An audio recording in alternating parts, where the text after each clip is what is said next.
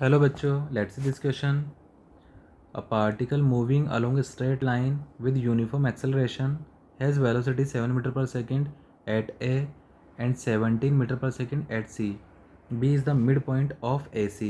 Then options are given here. तो particle जो है स्ट्रेट लाइन में मोशन कर रहा है और इसका एक्सेलरेशन क्या दे रखा है आपको? यूनिफॉर्म दे रखा है, मतलब एक्सेलरेशन कांस्टेंट है. Let suppose this is point A and this is point C. A पर जो वेलोसिटी आपको दे रखा है वी है, ये दे रखा है 7 मीटर पर सेकेंड. और सी पर जो वेलोसिटी आपको दे रखा है ये दे रखा है 17 मीटर पर सेकेंड. बी जो यहाँ पे मिड पॉइंट है. ठीक है. अब ऑप्शन में यहाँ पे देखो, फर्स्ट ऑप्शन है वेलोसिटी एट बी की भी बात की गई है. बी पर वेलोसिटी क्या होगा?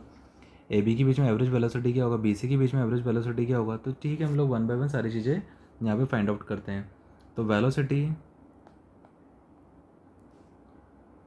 एट बी पर वेलोसिटी क्या होगा? तो V B is equal to, क्योंकि एक्सेलरेशन यहाँ पे कांस्टेंट है, तो ये बनेगा यहाँ पर root of V A square plus V C square divide by 2.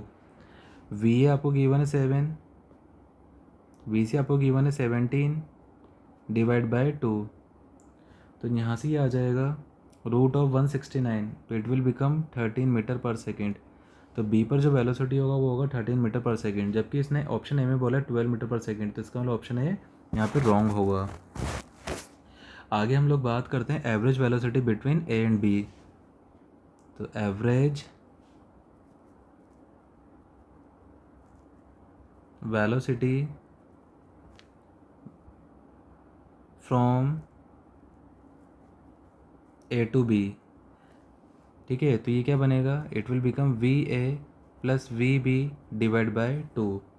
तो वी ए 7 है, वी बी 13 है, डिवाइड बाय 2. तो इट विल बिकम 10 मीटर पर सेकेंड. ठीक है, तो ऑप्शन बी में यही बोला है कि जो ए और बी के बिटवीन जो एवरेज वेलोसिटी जो आएगा वो 10 मीटर पर सेकेंड होगा. तो ऑप्शन बी यहाँ पे सही होगा. आगे बढ़ते हैं हम लोग. अगर एवरेज वेलोसिटी हम लोग निकालें, average velocity from B to C, तो ये आ जाएगा यहाँ पे V B plus V C divide by 2. अब वी बी का वैल्यू कितना है? यहाँ पे 13 है, वी सी है 17 डिवाइड बाय 2. तो इट विल बिकम 10 मीटर पर सेकेंड.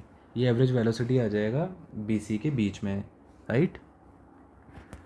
सॉरी, ये आएगा 13 plus 17, 30 divide by 2 that is 15. ये बनेगा यहाँ पे 15 मीटर पर सेकेंड. इसका मतलब यहाँ पे हमारा जो है ऑप्शन डी भी सही होगा, राइट. आगे बढ़ते हैं. इसके बाद हम लोग टाइम की बात कर लेते हैं. तो time to go from A to B, A से बी तक जाने में जो टाइम लगेगा वो क्या हो जाएगा? एक्सेलरेशन क्या बनेगा? Change in velocity divide by time ही होता है, राइट. तो यहाँ पे आ जाएगा, इस टाइम को हमने बोला t1, तो ये बनेगा t1 is equal to 13 minus 7 divide by acceleration. ठीक है, तो ये आ जाएगा यहाँ पे 6/a. इसके बाद में अगर बात करें हम लोग time to go from B to C, तो ऐसे हम लोग यहाँ पे t2 से रिप्रेजेंट कर रहे हैं.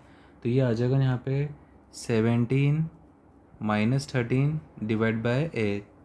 तो it will become 4/a, right. अब यहाँ अगर हम लोग दोनों टाइम का अगर रेशो निकालें, t1 बाई अगर t2 करें, तो ये मिलेगा हमें यहाँ से 3/2. इन दोनों टाइम का जो रेशो आएगा.